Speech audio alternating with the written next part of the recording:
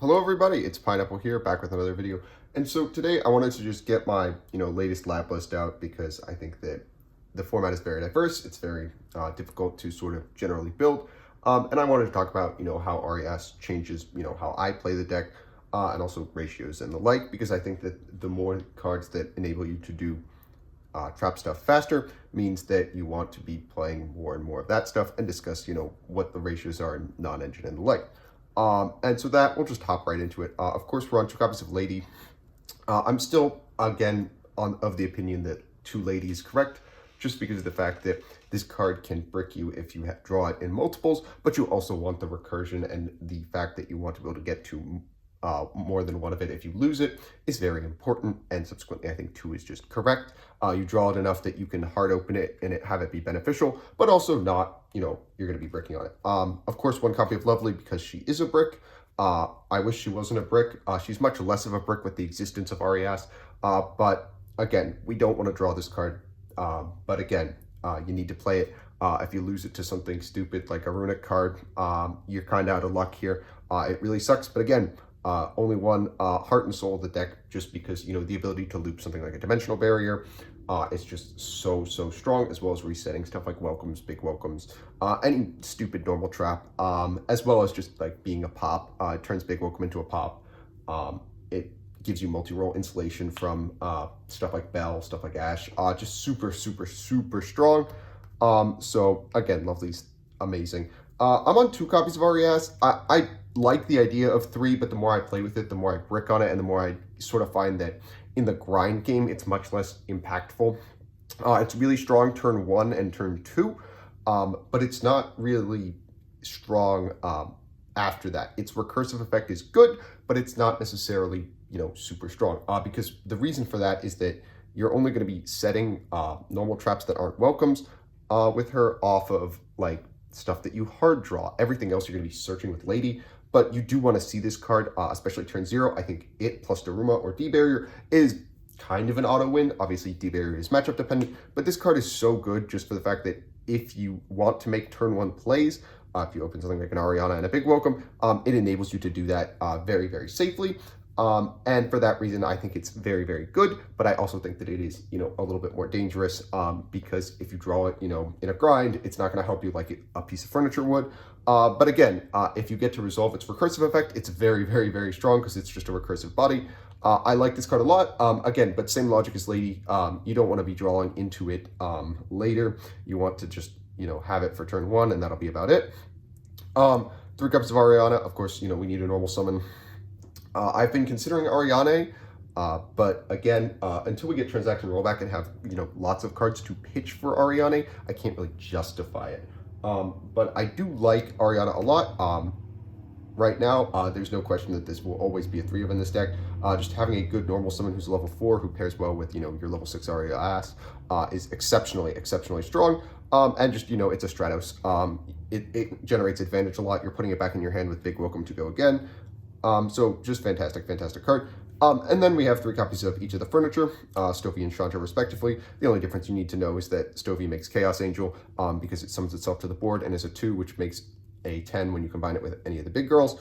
And these cards are, again, your heart and soul of the deck, just because, they're your recursive bodies, as well as, resource generation.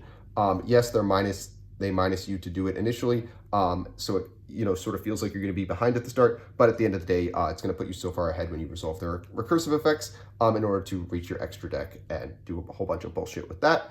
But yeah, I think Furniture Lab is still and always will be the correct way to play. I'm on 2 copies of Clock. I bumped Clock up to 2. I think it's probably correct. The amount of times that now you are trying to play faster, you're trying to you're pretty much always resolving a trap card turn 1, whether it's because you opened Clock or you opened RES. I think Clock is much better in the grind because it comes back to your hand. It gets used over and over again. Whereas RES is much good for the start of the game. It gets you right out of the gate, but Clock gets you much better in the grind. So like by turn 2, you want to be, using Clock, whereas turn 1 and stuff, you want to be utilizing Arias. Obviously, this is your turn one I'm speaking about, but clock specifically because it comes back to your hand whenever you pitch for a furniture or you know, send Arias. It's a little bit stronger in the sense of the grind game. So for that reason, I think it's a little bit better than Arias, but I haven't been sold that either is particularly more useful. They just do slightly different things. One copy of the field spell. I've been going into the field spell a lot more, I feel, recently, mostly to resolve Chaos Angel a lot. This card is fantastic. I honestly kind of want to bump it to 2 because I'm consistently losing it because people are recognizing that it is a very distinct threat. I'm very happy with the field spell lately. Its pop effect has been really great because a lot of the times you have to fall back on lovely control. And just, you know, resolving welcome, pop, summon something, generate advantage is just really, really strong. This card's been really great in putting in work for both of its effects. So always play at least one of the field spell to the point where I'm considering playing 2. Extra, again, I think the extra card is so necessary if you want to play the furniture variant. You just want to see more things to pitch for the furniture. And your extra deck is all going to be mostly 3-ofs. My extra deck, I unfortunately haven't been able to get my hands on everything I wanted yet. We'll talk about that in a little bit. But extra is, you know, it sucks. It sucks. I know that people are like, oh, I got to buy 3 Chaos Angel. You need the extra card. I wish I could play Ulti Slayer, but unfortunately, it's a thing of the past. You need the extra card. Prosperity isn't doing it anymore, even if it is cheaper in the overall cost. I'm on 1 copy of Called by the Grave. This is just because I have a QCR and I couldn't decide if I wanted a 3rd Daruma or a 3rd Arias. And honestly, Called by feels kind of good because, you know, it beats Tierman reasonably well. It's a fine card right now, I think. And it also beats Ash Blossom. So I was happy to play Called by just because I have a QCR of it. But that's basically it. It's there because it's, you know, it beats Ash and I needed a 40th card and I have a QCR. And that sums up why I'm playing it. 3 copies of Big Welcome. Again, this card is everything for the deck. It triggers all your furniture, triggers Lovely, as well as, you know, putting a guy on the field. And that's just about everything you need. It's also Compulse when it's in the graveyard. Just this card is everything. Literal custom card. Unfortunately, I don't have ultis of it yet. I'm working on that. Please don't flame me for that. 2 copies of Welcome. A lot of people have been going to 1 Welcome. I've been siding out the 2nd Welcome. I'm not sold on 2 Welcome, but I really like that, you know, you can kind of, when you get into the field spell and you have both Welcomes in rotation, it kind of works out that way. I just like having 5 copies of, you know, something that puts guys on board, even though, again, you have the 6 copies of the furniture and 3 copies of Ariana.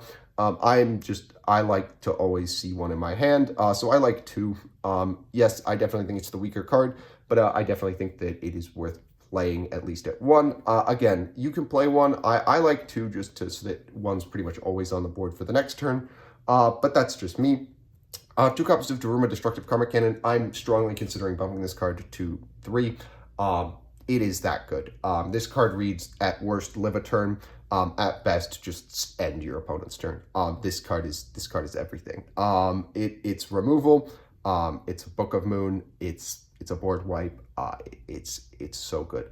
The only downside of this card is that when it removes a monster by forcing your opponent to send, it doesn't trigger any of your furniture or, you know, Labrynth monsters just because the player is forced to perform an action, so keep that in mind. But yeah, this card is so good. Again, combining it with Arias turn 0 is essentially just a free win because it's everything. I don't have a lot to say other than play this card. Teras of the Overroot. I like Teras of the Overroot right now specifically because for stuff like Pearly, removing something like My Friend is very useful, especially since I see some people trying to play Fenrir Control with Kashtira, and this card is like really good against that. Teras just interacts in weird ways with the graveyard that I think is really underrated. And for that reason, I'm still a big fan of Teras of the Overroot. I can definitely see the argument for cutting it, especially for another copy of Daruma. You don't have to play it, but I definitely think it's something to consider if you need some like weird, funky graveyard interruption. I'm on a copy of Ice Dragons. I like Ice Dragons a lot, this format.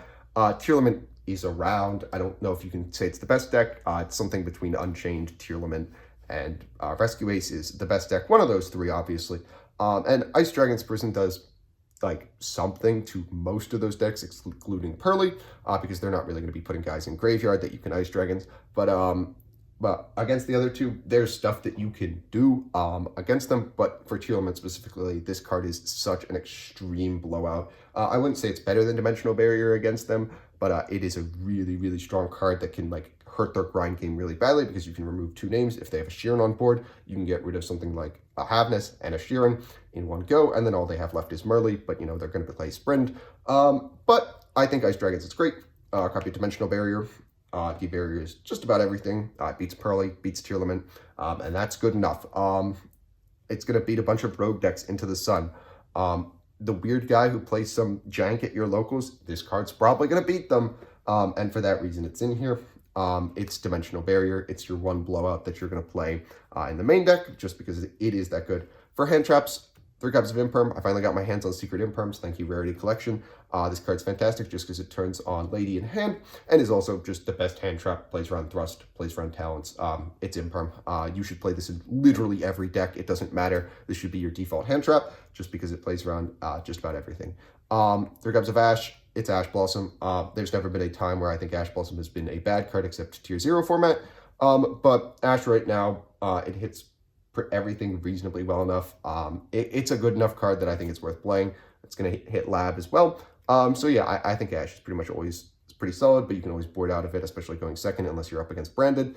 Then never board out of this card. I'm on 3 copies of DD Crow in the main. I've really liked Crow in the main. It's always been putting in work. It hits Pearly in the same way that the Biz deals hit Tier Limit. It also hits Tier Limit. The fact that you can Crow the Lily target to rank up is super, super strong. There's always something in Unchained that you can hit, which feels pretty decent. You can get rid of something like Ayama before they can resolve it. I like Crow a lot. This card is very, very solid, this format. There have been very few times where I've boarded out of it. The amount of times my opponents go, oh, that's disastrous, I can't deal with Crow. But moving on to the extra deck. In the extra, 3 copies of Chaos Angel. Again, we need to have at least 1 in the extra deck at all times, and having them banished off of Extrav is a nightmare. It's a disaster. The amount of times I've resolved this card is countless. I love Chaos Angel. It is the payoff to playing Furniture Lab, and it's everything. For new cards that I'm on 2 copies of Typhon. I'd like to be on 3. No one at my locals has them for trade because everyone recognizes their value. If you're unfamiliar with this card, after the turn your opponent goes into the extra deck 2 or more times, you can Xyz summon it on top of the monster with the most attack on your field. And then you're locked out of summoning for the rest of the turn. And then monsters with 3,000 or more attack cannot activate their effects. And additionally, you can detach material to return a card to the hand, a monster specifically. It's a Fiend, which is really good. It's a Dark Fiend as well, so if Goes In matters to you, it's a really, really, really strong card in that regard as well. But this card, in the grind, if your opponent just goes for some dumb Zeus stuff, it counters Zeus, it counters Noir, counters Kaleido, it counters these weird things, and it's a Fiend. This card is fantastic. It's also Compulse. You can stack it on top of Chaos Angel, put Chaos Angel in Grave. This card is unbelievable. In Labyrinth, get yourself 3 copies of it if you are able to. I have not been able to, which, kills me inside. 3 copies of Muckraker. I've been making Muckraker so much lately. The ability to summon back a Chaos Angel, rip boards apart even further is so good. I love Muck. This card is just unbelievable. If you play Fiend decks, I shouldn't have to explain why the, recur any Fiend from Grave as a link to in a deck that puts out a bunch of random bodies that you don't have a ton to do with sometimes is particularly good. 1 copy of the Dark Charmer.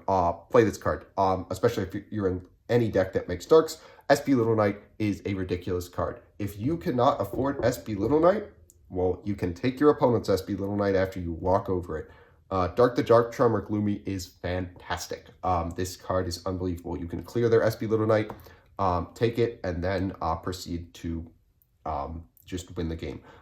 Dark is fantastic to the extent that I'm considering bumping it up to even a higher amount of copies. It put in so much work. I can't stress enough. 1 copy of Goddess. She's just a Fiend who sometimes outs Noir. It's Goddess. It just reads out things. Sometimes you can't reach Daruma, and sometimes you need Goddess. It's that simple. It's not super complicated, but she puts in work sometimes. 1 copy of Unchained Abomination, Soul of Anguish, and Soul of Rage. Just a small Unchained package here. Sometimes it gets banished off of Extrav and we go, oh well. But this is mostly just here because of our 2 Yamas. which we sometimes go into. I did it against Kashtira the other day. I went Anguish, make Abomination, clear the entire board. But they're just good cards that you can go into. The Fiend extra deck is ridiculous. So just if you need to go into them, I think a small package is fine, even if you're on extra. And then one copy of Little Knight, because this is all I've been able to get my hands on. This card is so good because if you go for a turn 0 play with something like a Big Welcome and an RES, you can make Little Knight as a result, just because you will stick another body and then you'll have an interruption. This card is really, really good in Lab, and unfortunately, if you're playing extra, you need multiple copies, which I do not have, which really hurts, but that's the way the cookie crumbles. In the side, my side is very unoptimized, forgive me. We got one copy of Sphere Mode. This is because I have a QCR of it, and it looks fantastic, and I haven't decided between Sphere Mode and Golem. And then we have 3 copies of Nibiru. I'm honestly considering maining Nib. It's Nibiru right now. It is so good.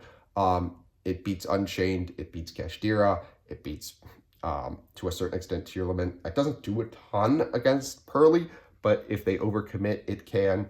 But this card it's Nibiru. It's good enough a lot of the time. And for that reason, I think that it is fantastic, this format. 3 copies of Golem. It's Lava Golem.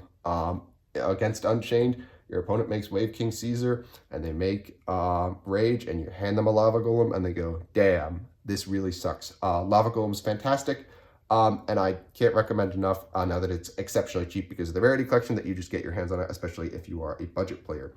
2 copies of the Ishizu Shufflers, one of each, because they're limited. These cards are fantastic. You pitch them for the furniture. They represent Graveyard Disruption. Tier is a prevalent deck that, if you can't reach D barrier, is a very difficult matchup, and these help you to deal with it. They're just graveyard shufflers. Decks that want to play in the graveyard, these help you deal with them. They're good pitches. There's not a ton to say about them other than, play good cards. One copy of Harpy's Feather Duster. Back row hate. Sometimes, you see something like a mirror. Sometimes you see decks that want to play a lot of back row. Harpy's Feather Duster gets the job done. For virus cards, we are on Eradicator and Full Force. Full Force always makes me sketchy just because if you resolve it and it doesn't work out right, it can be really bad, but it hits Unchained really hard. It hits Tour Guide, and the Unchained monsters only trigger when they are sent from the field. So if you pop them out of the hand, nothing is going to happen. Except for Shavara, because Shavara just has to be sent to the graveyard. It doesn't have to be destroyed or anything. But this card is really, really strong against them. It hits a lot of other weird things like Vanquish Soul. It hits Exos Destroy, I believe. It hits a lot of things in a lot of weird ways, and it's just a good blowout right now. So I do recommend Full Force at this moment. That could change. Eradicator is here for the singular purpose of beating evenly matched Duster. Sometimes you got to beat Duster. You got to beat evenly. That's why it's here. It's not because it's an instant win card against Kashtira anymore. It's here because you got to beat your counters. And that's about it, unfortunately. 3 copies of Anti-Spell. This is just our generic going first support. You want to be able to not have to worry about Runic too much. You want to be able to have to not worry about Duster. You want to have to not worry about Lightning Storm. This card says you don't have to worry about that. Well, that's all I have for everyone today. If you did enjoy this video, make sure you guys like and subscribe. I'm intending to get back to regular uploads starting this week, as well as, some in-depth looks at stuff like Unchained, Rescue Ace, Labrynth, of course, and the whole shebang. So if you're interested in that, make sure you guys like and subscribe, and I'll catch you guys in the next one.